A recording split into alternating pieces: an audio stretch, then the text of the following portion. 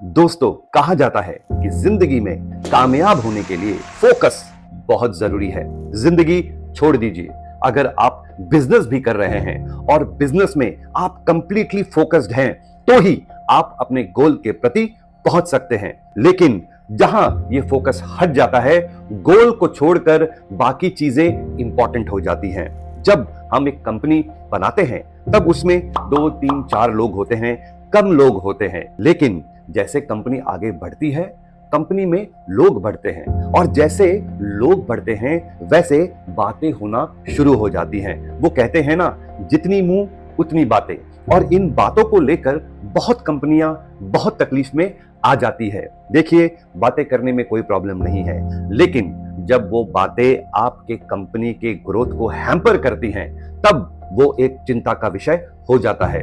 बहुत बार ऐसा देखा गया है कि कंपनियों में कंपनी के एम्प्लॉय इधर उधर की बातें कर कर कंपनी के फोकस को काफी हैम्पर करते हैं और कभी कभी कंपनियां भी अपने गोल को छोड़कर इन छोटी मोटी बातों में फंस जाते हैं। आज मैं आपको एक ऐसी कंपनी के बारे में बताने वाला हूं जो बहुत अच्छी तरह लॉन्च हुई थी, लेकिन उनके लोगों ने इधर उधर की बातें की और इन बातों के ऊपर उन कंपनी के फाउंडर्स ने फोकस किया, तब वो कंपनी जाके दिक्कत में आ गई। तो आइए शुरू करते हैं आज का एपिसोड और जानते हैं कि मैं किस फोकस के ऊपर बात कर रहा हूं।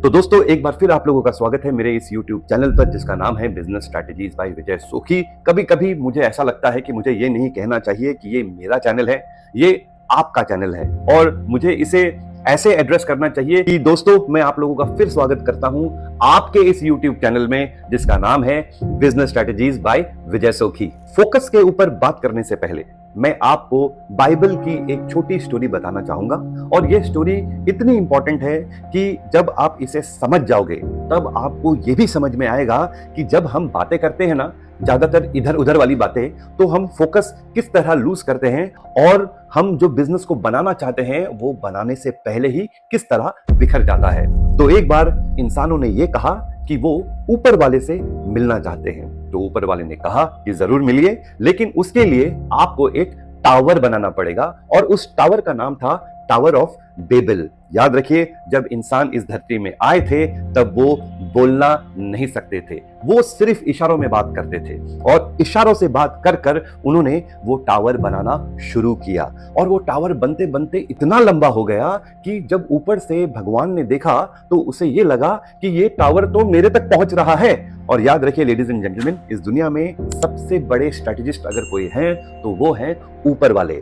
जैसा मैंने आपको कहा कि जब इंसान इस दुनिया में आए थे उनके पास बोलने की शक्ति नहीं थी और इसी कारण वो पूरा टावर को बहुत अच्छी तरह बना रहे थे। जब खुदा ने ये देखा कि उनके बंदे उनके तक पहुंच रहे हैं तो उन्होंने कुछ नहीं किया, उन्होंने सिर्फ उनको बोलने की शक्ति दी और जैसे उन्होंने वो शक्ति दी वैसे लोगों ने बातें की, इधर उधर की बातें, और अपना अकल हर एक आदमी लगाने लगा, जिससे क्या हुआ, वो जो टावर इतना ऊंचा बना था वो टूटकर गिर गया। ठीक इसी तरह जब भी हम कंपनी को फॉर्म करते हैं और उसमें लोग आ जाते हैं और लोग इधर उधर की बातें करते हैं और कंपनियां बिजनेस ऑब्जेक्टिव को छोड़ के इन विवादों में फोकस करते हैं, तब उस कंपनी का वही हाल होगा जो उस टावर ऑफ बेबल का हुआ। वो कंपनी टूटकर बिखर ही जाएगी। इसीलिए जब भी हम बिजनेस को बनाते हैं ना, तो हमें ध्यान रखना चाहिए कि इधर उधर की बातें, मतलब गॉसिपिंग, एक बहुत डेंजरस डिजीज है। अगर वो डिजीज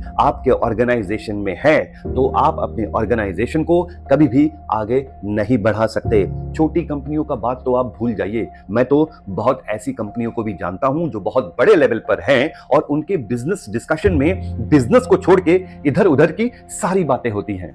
तो टॉपिक में आते हुए मैं आपको ये कहना चाहूंगा कि एक ऐसी कंपनी थी जिसने अपना सारा काम बहुत अच्छी तरह किया, लेकिन जैसे वो कंपनी ग्रो हुई, जैसे उसमें लोग आने शुरू हुए तो उसमें इधर उधर की बातें शुरू हो गई और कंपनी के फाउंडर ऐसे थे कि जब मीटिंग होती तो मीटिंग में वो बिजनेस ऑब्जेक्टिव को भूलकर बातें करते थे इधर उधर की। जैसे कि वो ये कहते थे कि हमने सुना है आपने हमारे कंपनी के बारे ये कहा है, या फिर वो ऐसा कहेंगे कि हमें ये न्यूज मिली है कि वो जो लड़का है उसने कंपनी के बारे ये कहा।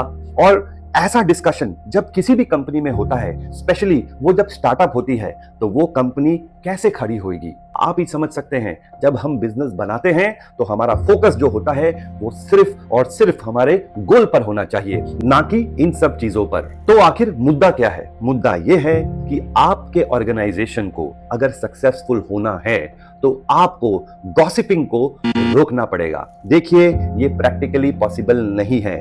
बड़ी बड़ी कंपनियां भी इस प्रॉब्लम से जूझती है, बट आपको ध्यान रखना है कि जब गॉसिपिंग होती है तो उस गॉसिपिंग को आपको किस तरह कंट्रोल करना चाहिए, क्योंकि जब आप ये नहीं करेंगे तो आपका बना बनाया काम बिगड़ सकता है। जो हमें आज सीख मिली है वो ये मिली है कि one of the reason because of which company fail is gossiping, is इधर उधर की बातें करना, जो आपको बिल्कुल सपोर्ट नहीं करना चाहिए।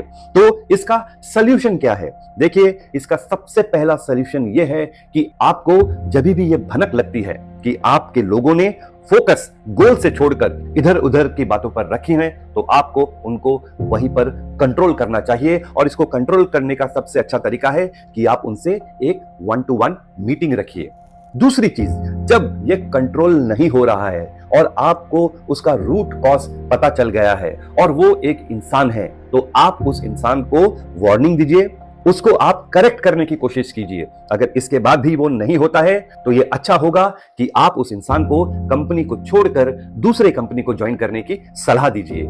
तीसरी चीज, आपको हमेशा ये ध्यान रखना है कि आप किसी टाइप की मीटिंग क्यों ना कर ले, आपने ये सुनना जरूर है कि लोग क्या कह रहे हैं और उनको वहीं पर रोक देना है और एक सवाल पूछना है उनको कि क्या ये सवाल बिजनेस से एसोसिएटेड है। अगर वो बिजनेस से एसोसिएटेड नहीं है तो उस सवाल को आप वहीं पर रोक दीजिए और सिर्फ अपने टीम को मोटिवेट करिए कि वो गोल के प्रति काम करे।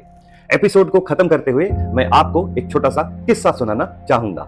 मैं एक कंपनी को एडवाइस कर रहा था और उनके टीम में एक महाशय थे जिनको मैंने एक रिपोर्ट के लिए कहा। उन्होंने मुझे उत्तर दिया कि 2 दिन बाद सर मैं आपको वो रिपोर्ट दे देता हूं। 2 दिन बाद मैंने फिर उसको पूछा कि भाई रिपोर्ट कहाँ है, तो वो मेरे पास आए और उन्होंने कहा कि सर इस रिपोर्ट के लिए जो सपोर्ट डेटा चाहिए वो मैंने एक आदमी से मांगा, उन्होंने मुझे अभी तक दिया नहीं, जिसकी वजह से मैं आपको वो रिपोर्ट नहीं दे पा रहा हूं। तो मैंने कहा अब बताओ मुझे कितना दिन लगेगा, तो उन्होंने मुझसे एक और दिन की मोहलत मांगी।